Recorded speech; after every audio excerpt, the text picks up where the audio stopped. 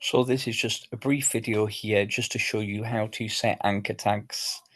So if we go to the back end of the website first, we're going to go to menu managers. So I've loaded menu manager up here. We're just going to custom the main menu.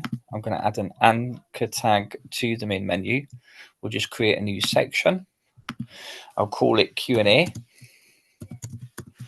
And in here, I'm going to put in the Q&A on the default website is on the join page. So I'm going to put /join hashtag.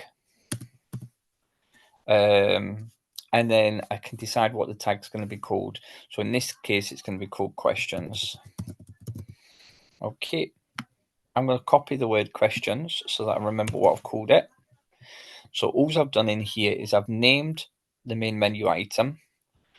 I've told the system I want it to go to the join page and then a section within the join page. So the hashtag is a section.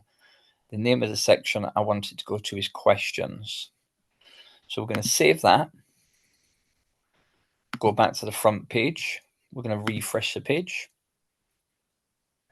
And there's our new link there. Now it's not ready to work yet. So what we're going to do, if we click on it, I'll just show you that it's not working. It goes to the join page, but I want it to go to a section within the join page. So we'll go back again. We're going to go back into the main, the back end of the admin area. We'll go to Web Page Builder. Then we are going to go down to the pricing page, which in this case is the join page. We'll see some default layout on the page. I'm going to scroll down.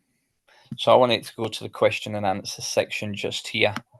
So all I'm going to do is highlight this area, click on it, paste my tag, which is the word questions, save the page, back to the front end. We'll refresh the page.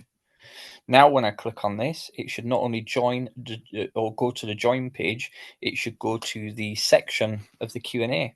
So let's click on it. There we go.